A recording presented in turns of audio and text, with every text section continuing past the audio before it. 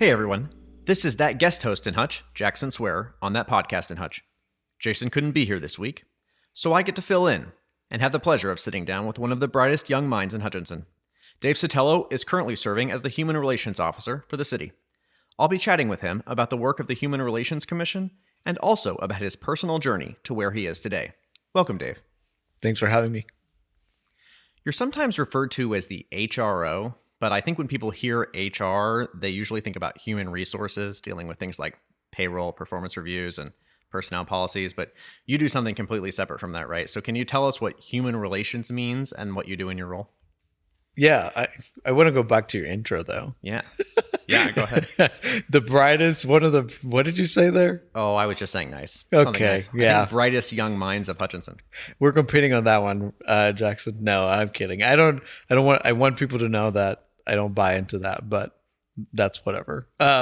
Moving on, HRO, AHR, they're confusing terms. And we've kind of been thinking about that because usually people will say the human resources guy or the human resources office. It's confusing. And we do have an HR department and a human resource director at the City of Hutchinson in the building. But this is different. And if you look back in 70s and the history of kind of where this came about, really the FBI had a community relations office, and they have an office and a handbook on how to run this type of things. And the idea is to reduce and investigate discrimination in your community. And so, nationally, we have the EEOC that investigates employment discrimination. Then we have places like HUD, the United States Department of Housing and Urban Development, and they'll investigate discrimination in the in housing.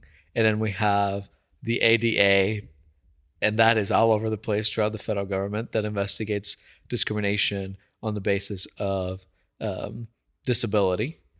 And so there's all these places nationally that do this work, but the idea was we need to have a place locally that does that as well. And so that's what the Human Relations Office does. And so it's sort of misleading of what an HRO is.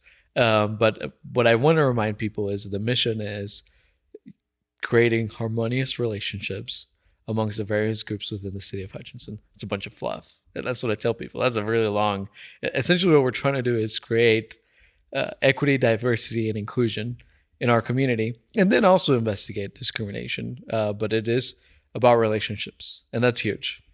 So about, if you had to say how much of your job is related to the investigating and how much of it is related to more of the community work, the reducing discrimination, community engagement, that kind of work. Yeah, so I'll give people some history of my office, right?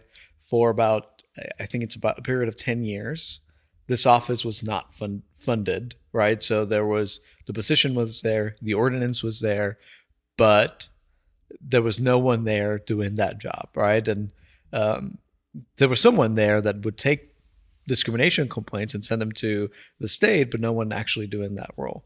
And so for a period of 10 years, there was no complaints filed through my office. And then before me, Jada was around, and she was doing some of the discrimination complaints, but still the number was low. And I would say that's because we didn't have anyone in that office. And so right now, I think we're about 12 just in 2022, which is higher than ever, right? Usually we're getting around 8 complaints a year, 5. So we are in April and we have 12, which to me that says, if you get out there and if you let people know that this service is available, we're going to get people come to us and say, hey, actually, we are so glad that you're here. And that's what I hear all the time. But a lot of it, what I'm discovering is that the community, I think just in the past 2 years said, and this is true across our culture and our country, we haven't done a good job of paying attention to those relationships that we are not having with our community, whether it's because of our biases or because the system is set up so that we can survive without including a certain part of our community. and we want to do better. And so what does better look like? That's very subjective, right? But I think what the big interest in our community has been is let's look at our organization and try to do a better job of including everyone, of looking at our system and look, because we can discriminate and we can have prejudices and we can exclude people, even if policy says you shouldn't. That can still happen. I know it's a big surprise out there. And so, it's looking at, I just got here from a minority entrepreneurship, a minority business mixer, right? Oh, tell us a little bit about that. So how was the mixer and what brought that about? The mixer was awesome. And we had a huge turnout of people. And, one of the first things that I started doing is just going to coffee with people and getting to know their story and getting to know their feedback and asking them, do you feel like you belong in this community, right? Do you feel like the organizations that are around here, do they welcome you? What does it feel like to walk in into City Hall and into a city council meeting, to a county commission meeting? Do you go to Third Thursday events? Do you go to the chamber events? And all of a sudden I'm hearing all this feedback, right? No, I don't go. And when I go, I don't feel included. When I go, I don't feel like there's a purpose for me to be there. And so my idea is, okay, part of that can be a personal thing, right? So me as a person, when I show up to chamber events, and I'm being honest here, I have a hard time talking to people because I don't like mingling, right? And so I'll act like I'm texting on my phone the entire time, right? So part of that is work on me. It's saying, you know what, Dave, you got to talk to people when you show up to this event, and you got to put some work into it. But then on the other side, we as an organization should say, let's look at our system and what are we doing to make sure that these folks feel included. And that's sort of the most of the work that I've been doing lately in the community, where, whether it's a chamber or the community foundation or Startup Hutch or USC 308 or whoever says, Dave, help us take a look at the system that we have and try to figure out ways to include more people. I love this idea of working along with organizations and trying to help them be more inclusive. And it sounds like a lot of your role is about building relationships, not only with members of the minority community here, but also with those organizations themselves, so that you can be a resource to people and a partner as we try to address some of these issues in our community. Now, you also have a commission, I believe, that it supports this work and helps you. Can you speak to what the role of the Human Relations Commission is and how that fits in with your role as the Human Relations Officer? They sort of provide all the strategic vision for me. And right now, one of their biggest roles is saying to me, hey, Dave, this is not working in our community. This is what we're hearing, right? If you look at our boards and commissions for the City of Hutchinson, they're not very diverse, but the commission is. And so I'm getting feedback on everything, and they provide that structure for me to know kind of where to go, what role to take in our community. And they also do part of making sure that we have a process in place to address discrimination. So they'll focus a lot on that. But the role of them is, we're hearing that the X business is discriminating against X community members. Can you take a look at that, right? And so they provide that direction for me. And really, I'm one person. And so there are eyes for me in the community to know where the work needs to happen, which is really an important part of that job. And I always tell people that this is beyond one person and beyond one organization. Inequity in our country is a thing that has been happening forever, even before our founding. And so it's nobody's fault that there is inequity in our community, but it is our fault if we don't do something about it, right? And I want to remind people all the time, look, we're all on the same boat, right? There's inequity in your organization, and I'm not telling you that it's your fault. I'm not pointing a finger at you and saying, listen, Jackson, you suck, man. That's not what I'm saying ever. It's not a personal thing. It's not about you. It's that we have a big, massive problem and we can do things to address it locally, but it's not about pointing fingers and it's not about shaming. And so the commission plays that role of pointing fingers to me and saying, hey, this is where you need to look. So you used a term in there several times that I want to unpack a little bit and hopefully kind of define, which is inequity. Uh-huh. And sort of the flip side of inequity is equity. Right. But in part of my world, sometimes, we think about equity in the world of finance means a very Right. specific sort of thing. And I know that that's not the kind of equity we're talking about. We're not talking about something related to finances. So can you explain a little bit about what equity looks like, Sure. and maybe is that different from equality, and what the difference between those two concepts is? Yeah, you beat me to it, because I think in the finance world, we'll think of equity, as capital, right? And what we have as far as resources that an organization has as a whole. And then when you hear it out to laymen, even before I got this job, right? Equity and equality, to me, that's the same thing. And I think we as a country relearned equity and equality are different things. And so equity, the World Health Organization actually has, to me, one of the best definitions, and is the absence of removable barriers, right? And so inequity then would be removable barriers that are present in whatever part of our culture. The best way I think about this, right? I went to a wedding just a few months ago to a new venue in Wichita. And, when you go to big events, whether it's a sporting event, a concert, or a wedding, and you go to the restroom, for the dudes, you go to the restroom and you get out. But usually, like, you go to a wedding and there's a huge line outside of the women's restroom, because the process of going to the restroom for women is a little different than going to the restroom generally for men. And so for us, we go in there, we get out, right? And for women, it's taking some extra steps. What this venue has done is they realize that this problem exists. And at any other venue, we have an equal amount of restrooms for everyone, right? We all go to the restroom. We're all going to get the same amount of restrooms. This venue was really intelligent, and they have one set of restrooms for males and for females right next to each other. And then on the other side of the venue, there's an extra set of restrooms for women, but not for men. So there's more restrooms for women than there is for men. And that's equity.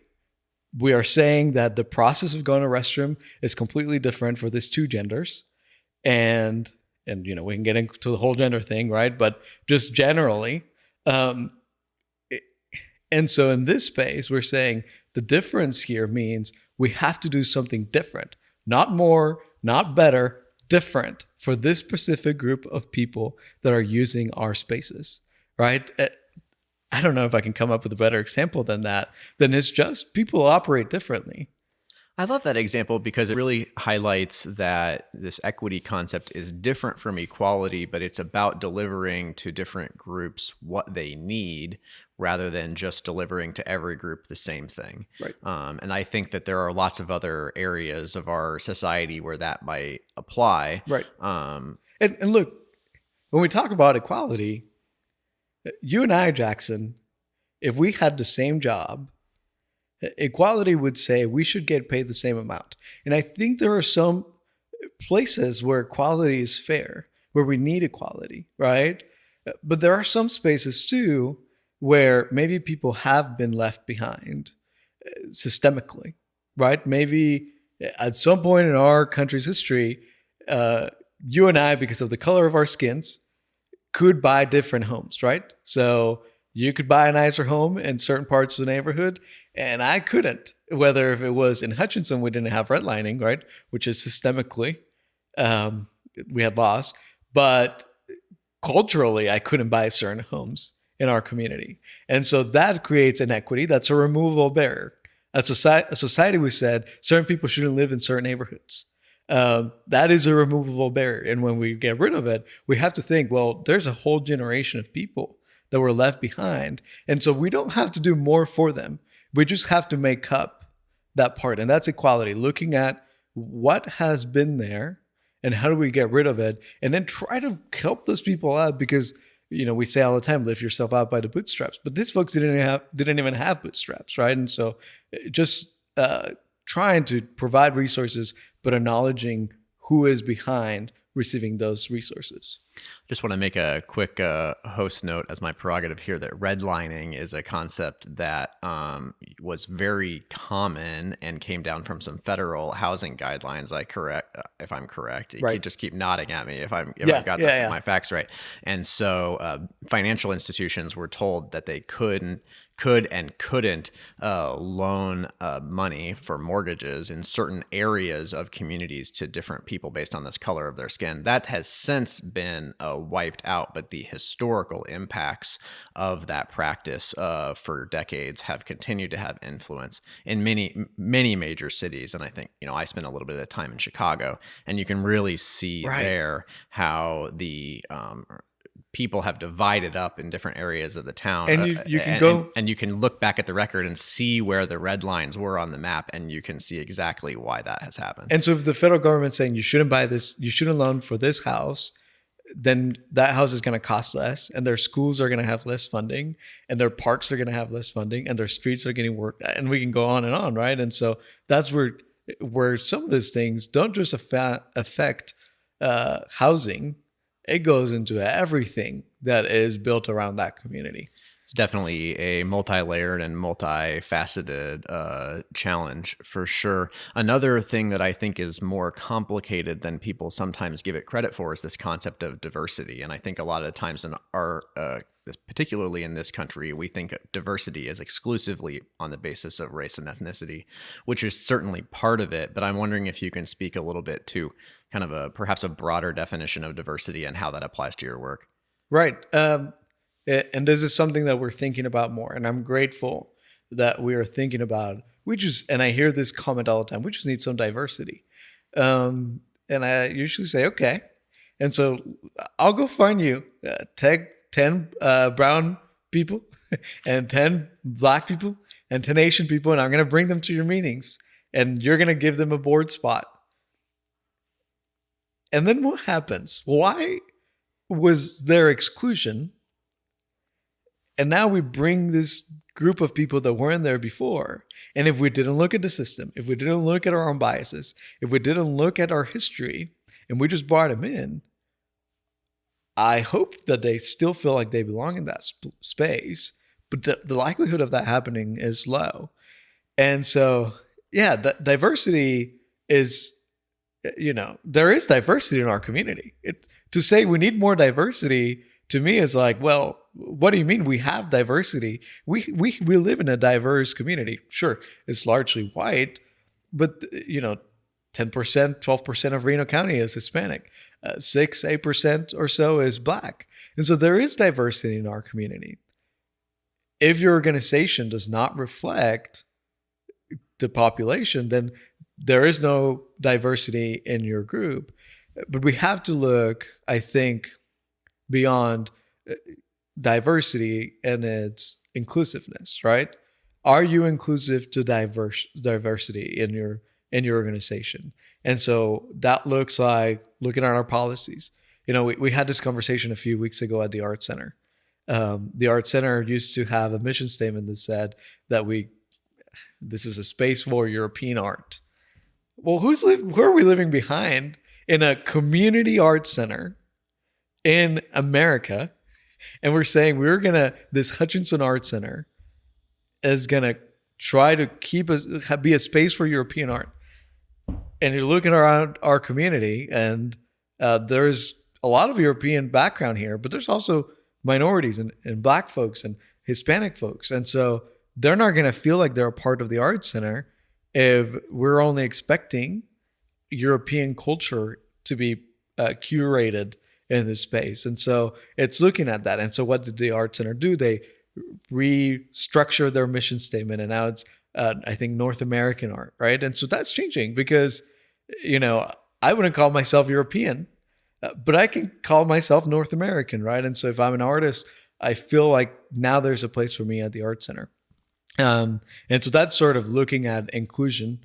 And if I had a group of 10 Hispanic men that are all 25-year-olds, that's not a diverse group. And you and I have had this conversation, right? Yeah, absolutely. And And so it's about bringing in, and look, things are not going to be perfect, right? But it's about making an effort so that people are included, and then when they are included, that they also feel included, They will right? have to feel like they've been welcomed and feel Right. like they belong. Right. Because if we just give them a spot in the room and then we're not listening to their voices, we're not validating their opinions that they're bringing to the table, they're going to say, I have no place in here. I'm here, but I'm not really here because you're not including me. I want to pivot slightly and spend some time talking about your personal journey. And I happen to know a little bit of this story because Sure. I think you gave a Talk 20 a little while back where you talked about some of your experience as an immigrant to this country and the impact those experiences had on you. And kind of to get us started on that conversation, I wanted to ask you, when did you immigrate to the United States and where were you living before you moved here? So I moved to the U.S., 12 years ago. I was 13 years old. I'm 25 now. And I moved from Mexico. So I arrived here to Hutchinson from Chihuahua. Okay. So how did you get from Chihuahua to Hutchinson, Kansas, of all places? Right. I was just today. Somebody said, "Why Hutchinson of all places? Why not?" Right. Well, I like that. I like that answer. and I think, I grew up in Mexico with my grandmother, and that's very common for a lot of kids where I grew up. I lived in Chihuahua, which is right south of Texas, maybe about 6 hours from the border. And a lot of folks back home, were growing up with grandma or grandpa or aunt and uncle because our parents had immigrated to the U.S. and they were here, looking for a better life or more income. Not a lot of opportunity in rural Mexico, which is common for rural communities here too, right? And so what happens here in a rural community, we go to Wichita or we go to Kansas City if we don't feel like we can find opportunity here. And so a lot of folks came to America. And so my parents were here at that time. And I grew up with grandmother. And she also raised my three cousins, essentially, who's one of them, their mother had passed away when they were young. And then the other one, their dad passed away when they were young. So grandma was taking care of all of us. And I still call her my mommy, right? She's my mom. She's who I saw as my mother. When I was in the 7th grade, in 2009 or so, a little bit before that, the U.S. government decided they were really going to go after drug traffickers in the country. And you see a spike of drug-related violence, gang-related violence in Mexico. And my aunt was a police officer, and she's working against this. And I remember one of the comments she always says, this is an international drug cartel. A local police department cannot address this huge issue. And so things get pretty bad when she starts receiving death threats. And so she leaves town, and I'm left behind with my family, my grandmother and my cousins. And I remember walking home from school one day, and we knew the guy that was coming after my aunt. We knew who he was, because in that neighborhood, not a lot of opportunities. So a drug cartel will say, hey, we're going to pay you $50 for each person that you get on our hit list. Essentially, that's really what is happening, right? So it's all these young kids that are not graduating from high school and don't have a job. They can make money out of this. And so we knew around the neighborhood who was doing all of this. They were recruiting, right? And so I remember walking home from school one day, and the guy that wanted to go after my family murdered them essentially is just a block away. And he's talking on the phone, and he said, we're going to go in. We're going to go get him right now. Grandma and the kids are there by themselves. And I heard this, and I found a different route home, and I get to my house, and we called the police department. We called 611, which is the Mexican 911. And we start talking to folks there and said, the same thing that happened to your aunt. We don't want that to happen to other guys in our department. So there's really not a lot we can do for you. And what we can do is we can escort you out of town. So we got on a bus, and public transportation's big down there. So we got on a bus and went to another town. And we felt like my grandmother, I was 12 years old, I didn't know what I was feeling like. But my grandmother felt like it would be the safest thing was to come to the U.S. and bring all of us here. She could get a visa because she was a business owner and she had some money in the bank, but we couldn't because our parents at that time were here undocumented.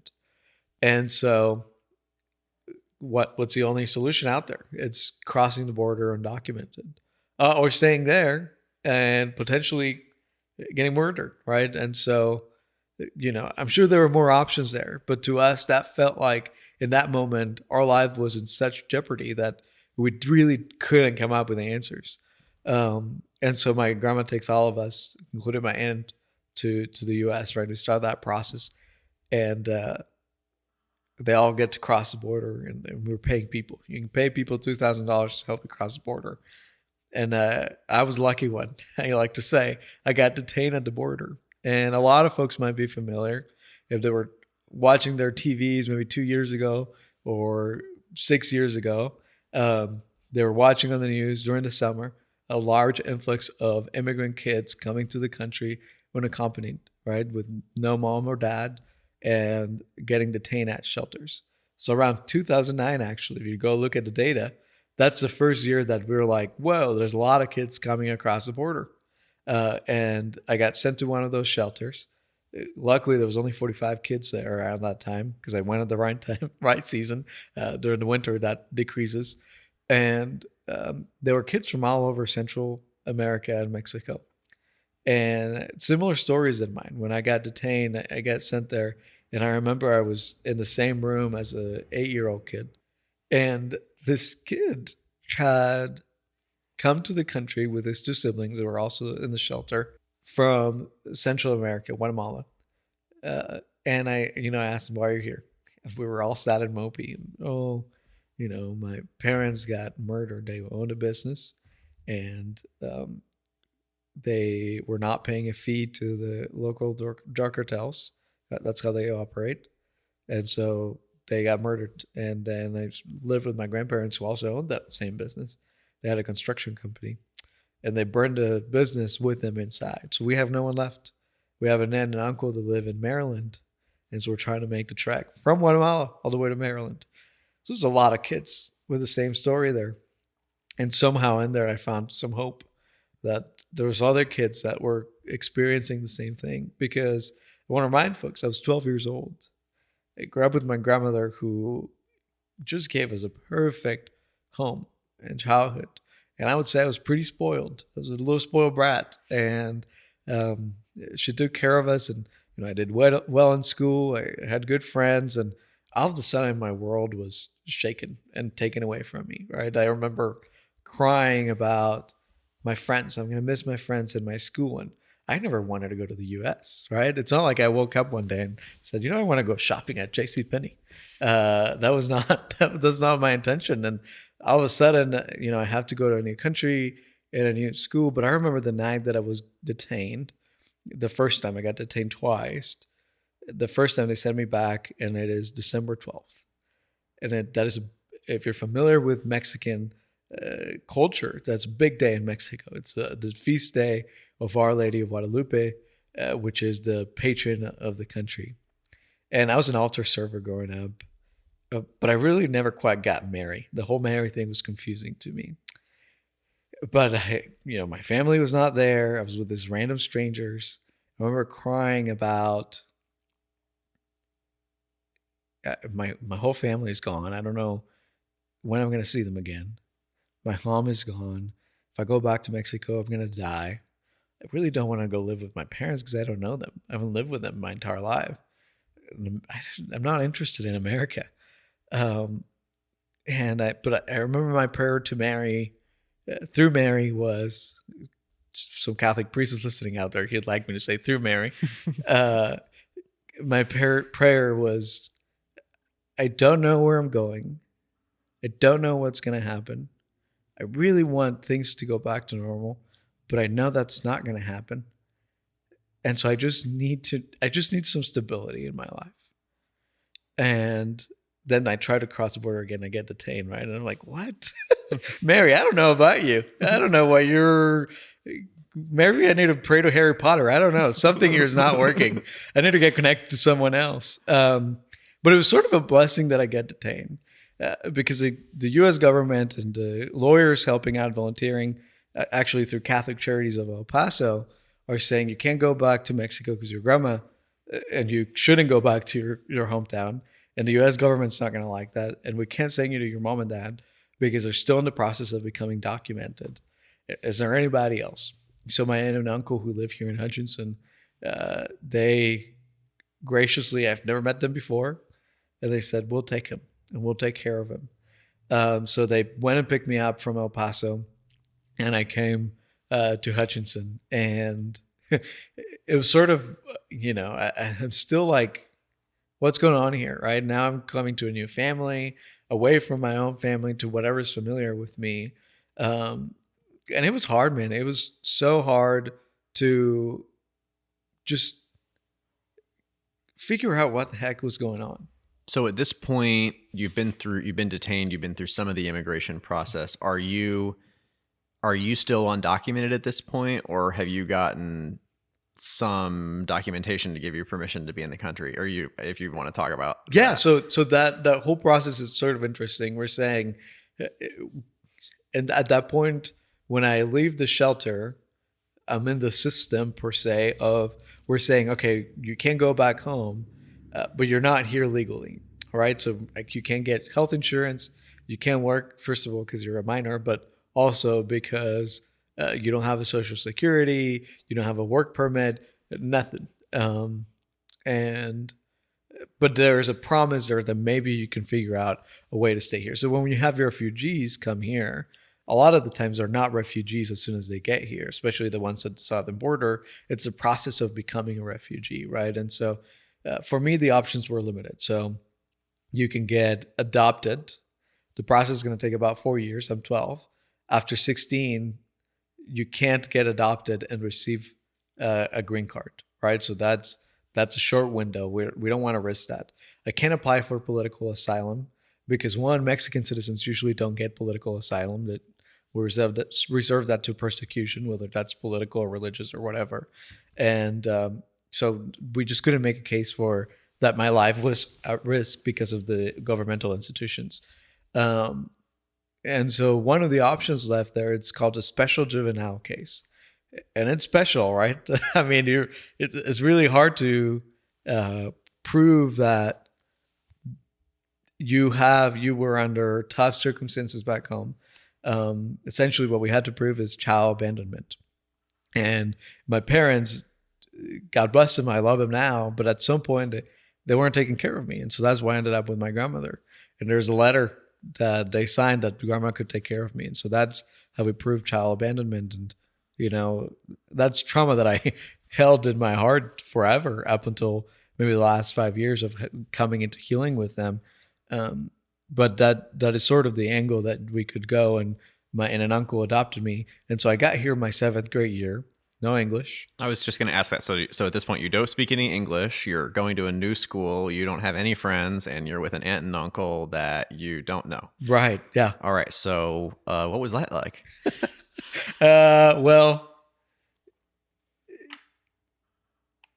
I don't know if you remember what being a teenage boy was. Being a teenage boy in middle school isn't the best when you're in a wonderful 2-parent household, right, and you are going to school with the same kids you've known for your entire life. It's rough at the best of times. Yeah, I hated everyone already, right? And now it's like I felt like I had a real reason to not be happy about the world. And there was a lot of anxiety, and it was hard. It was hard trying to learn English. I remember going home every day, almost just crying and crying myself to sleep all the time because I just missed my grandmother. And America was hard. And it's not this pretty picture that I saw in High School Musical, right?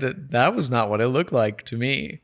It looked like kids making fun of me because I couldn't speak English, getting pushed around in the halls. I remember that very vividly.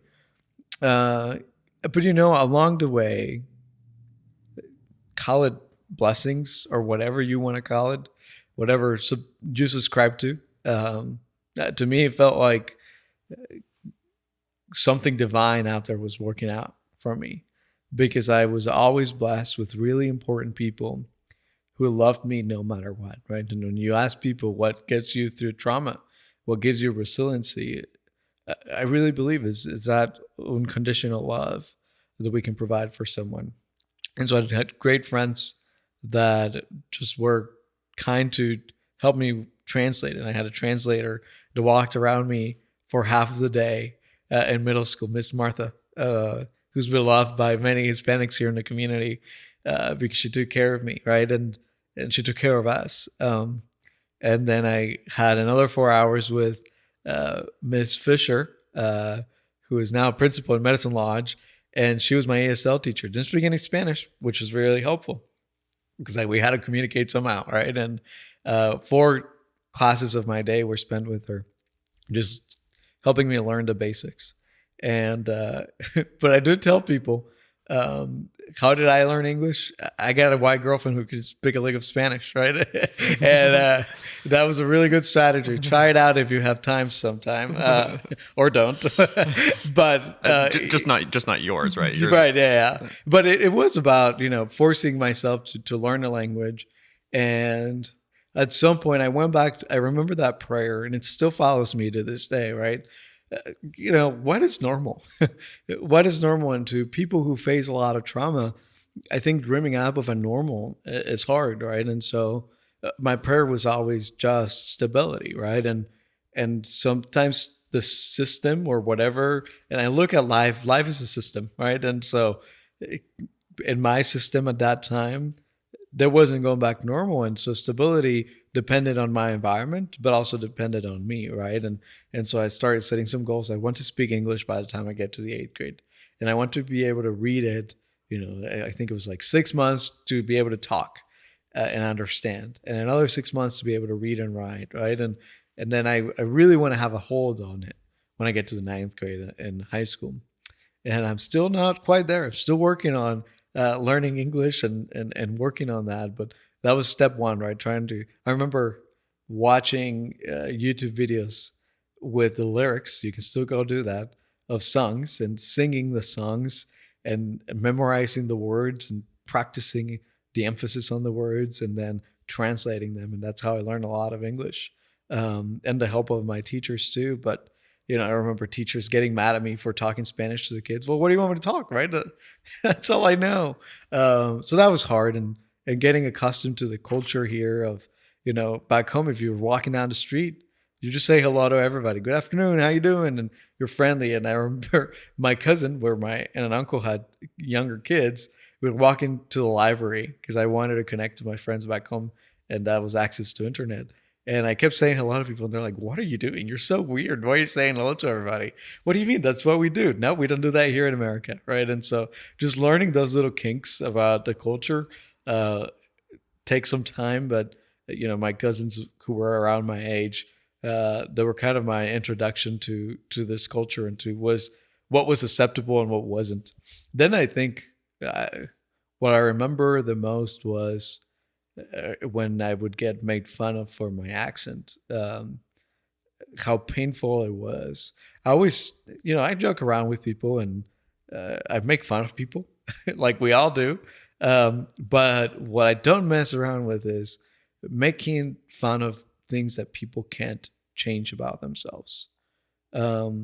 Because I felt that pain, and, I was learning 2 languages, which to me seemed pretty incredible. Something I never imagined I would be able to do. And to some people that felt like it was funny, like it was weird, right? And so I would watch English TV and just really do the pronunciation, like really imitate what people were saying to try to work on my accent and get rid of it, right? And stop listening to Spanish music and stop listening to or watching Spanish TV. And that's where the inclusion comes in, right? That for some reason I felt like I had to look like someone and talk like someone and do the same things like someone else to be accepted. Because otherwise I wasn't going to be accepted. Those are things that I regret now. Do you feel in some ways like you lost some of your culture because of that experience? Yeah. And culture, you can't really lose it because it's always accessible. but I did, Misplaced it, maybe. yeah, I misplaced it, or I denied myself the ability to uh, incorporate with love both parts of who I was, right? Because I'm an immigrant, right? And so immigrants all across the country will talked about, of course, you're going to adopt some of the things that are not part of your culture, but you should be able to make that choice. You shouldn't be forced into it, right? And so um, I think we're all in a competition to try to be like someone, and we can get in this political battles all the time of who gets to be an American, right? And who gets to be called a Hutchinsonian. Um, and I always make the argument that we should try to give an opportunity to everyone who wants to be a Hutchinsonian, right? And not exclude them. Of course, that looks different for who gets to be an American, because we should have laws, and we should make the process somewhat uh, really look at who we are bringing into this country. But it took from my seventh grade year to my sophomore year for me to finally know that I was going to be able to stay for good in this community. Um, and it took paying really expensive lawyers and paying really expensive fees to immigration for me to finally be here. I want to call some attention to that, because I think that would it be fair to say that that experience is itself even a little bit atypical, in the sense that it was faster and easier because you were well resourced to get that done? You Yeah. think that's fair? And so if I wasn't well resourced, the likelihood of me speaking to you in Hutchinson right now is low. And in fact, even if I wasn't well resourced, right, the likelihood of me getting accepted through a special juvenile case um, is low, that I wouldn't be here right now. And I'm not saying that to tell folks you're very lucky that I'm here. I'm saying that to remind folks that there's a lot of folks in our community who will never get to know fully, because they are terrified that that part of their identity gets out. That if at some point you and I find out their immigration status, they will no longer feel safe. And yet, they're here contributing to our community. They're as Hutchinsonians as you and I are.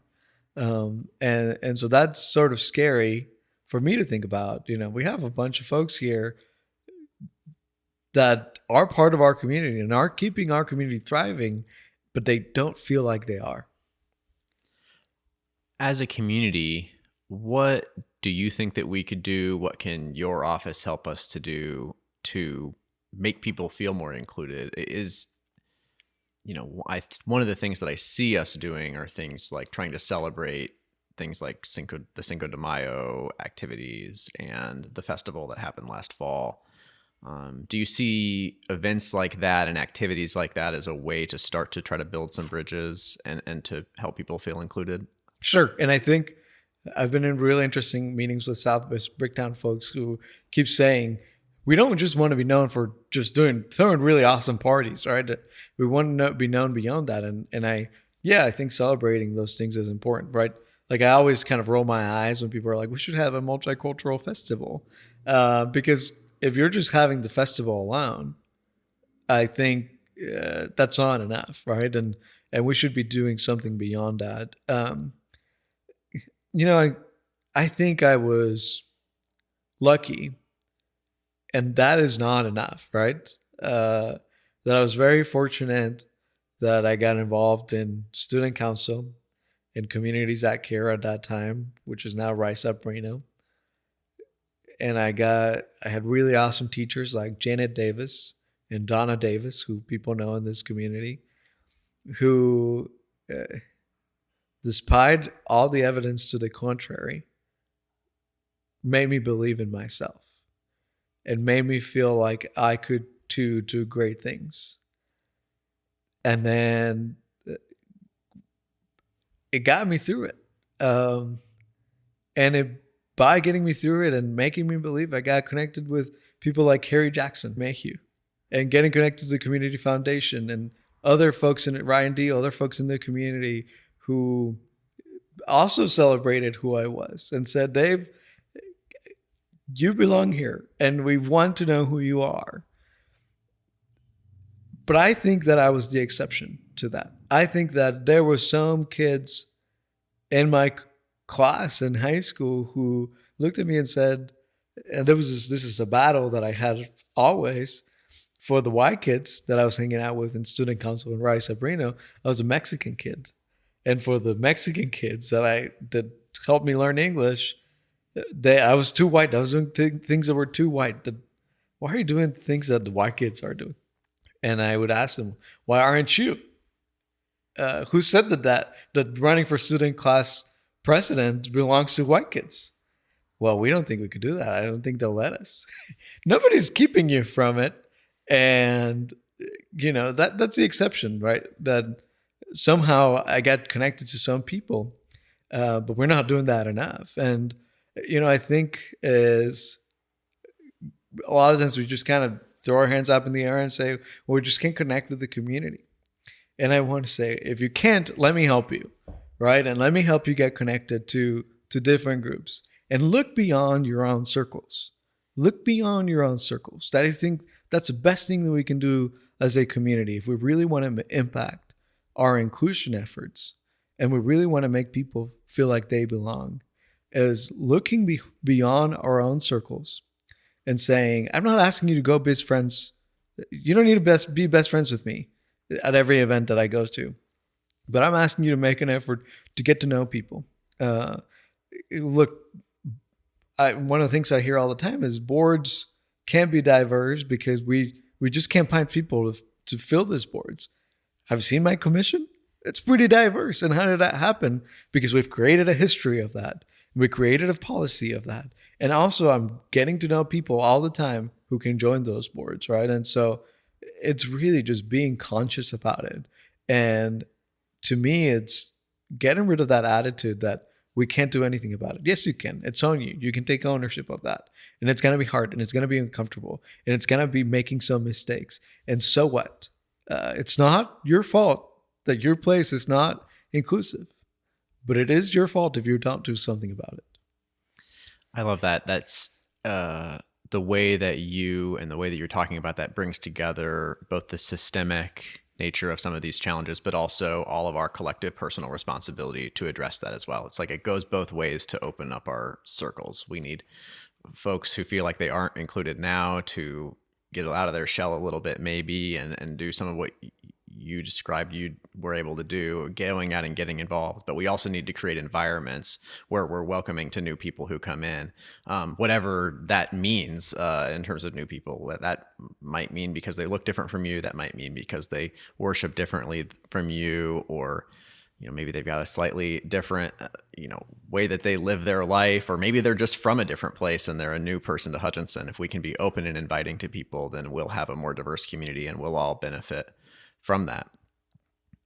All right, one question that I'm going to try to get you out of here on so that we can have a one-part episode, Dave, since the only other time I've done this, we had to break it into a two-parter, is if there was one thing that you wanted people in our community to know about your work in the Human Relations Office and what we as a community can do to be more welcoming and inclusive to all people in our community, what would that be?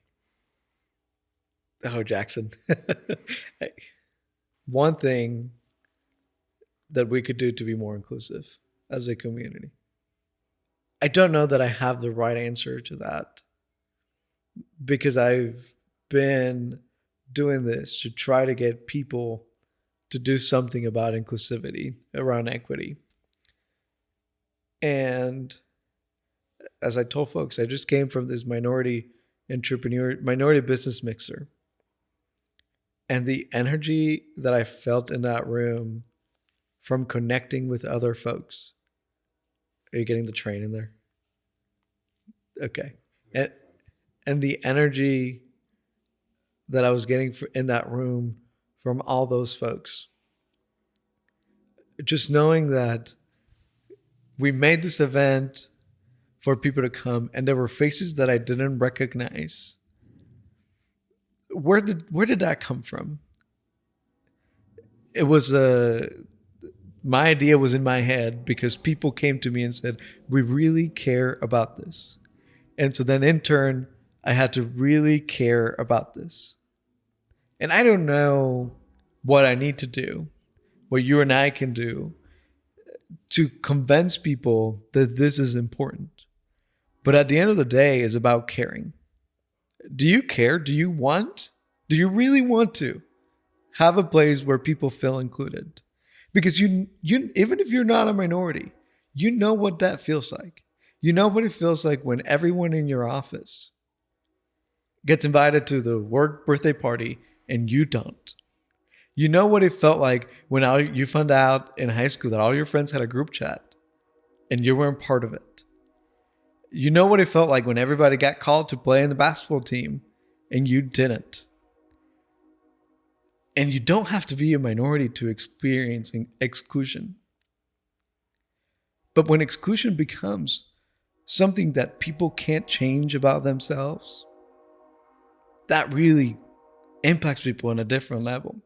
And so there's all sorts of people walking around this world in our community in Hutchinson who've been excluded and have felt excluded. And they walk around with this trauma, this pain that we'll never get to know and experience unless we have some empathy. Unless we can come down and say, you know what, I have felt excluded too. Because you have, I guarantee you that you have. And you know how horrible that feeling is. I don't know what I need to do to get you to care about it, but to reflect on your own experiences around it and to look within and say, is this important to me? And if not, we got to do some talking. We got to have a chat about maybe we need to connect on a deeper level. But I think it's about empathy.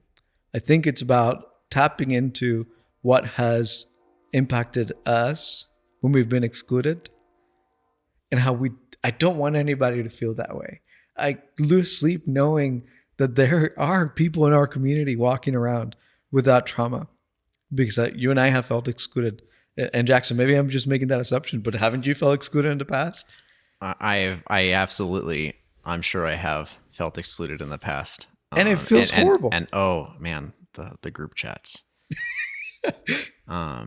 But thank you for sharing that. I think empathy is one of the things that we all need. It relates to this work, and I think it relates to a lot of different challenges that our community and our country faces. You know, if we can develop some more empathy for people who don't think the same way that we do or don't look the same way that we do, then I think that we can all make a little bit more progress towards a better country and towards a more perfect union. That's right. Together. And that's my whole thing. And I think that one of the ways that we develop that empathy is by sharing our stories and by talking to each other and listening to each other. Yeah. So for that, thank you for taking a little bit of time and coming down to chat with me today. It's a very American thing. That's what I want people to walk away with. It's a very American thing to make our communities more perfect. I agree. Here at That Podcast in Hutch, we like to promote local events that are submitted to us. We learned recently about an upcoming table read of a film script called No Place Like Hutch, a news story from Hollywood, all about Hutchinson, Kansas. Featuring films, salt mines, and everything else that makes this town unique, the Fox will be hosting a live table read of this special event. With performances by the local community, this sneak peek is for one night only, on Saturday, May 1st at 6 p.m. It's open to everyone with free popcorn, but rated PG-13, so parental advisory is suggested. If you have a community event that you would like shared by That Podcast in Hutch, please share it with us by sending an email to thatguyinhutch@gmail.com. Thanks. I'd like to thank a few of the people who've helped make That Podcast in Hutch possible. My son Mitchell Probst wrote and recorded the music for the show. Jenny Brigette put together some great graphics and promotional art. And Chris Acker helps overcome my mistakes to produce a great sounding product every episode. That Podcast in Hutch is made possible through a collaboration between the Hutchinson Arts and Culture Collective and Salt City Sound. They're working to bring resources and infrastructure to support art, music, and storytelling in our community. If you have an idea for your own podcast, reach out to them at podcasts@saltcitysound.net. If you enjoy that podcast in Hutch, be sure to subscribe and share it with all your friends. You can also help support this production by subscribing to thatguyinhutch.substack.com or by emailing me at thatguyinhutch@gmail.com to learn about sponsorship opportunities. Thanks for listening, and I hope you'll join us again next week.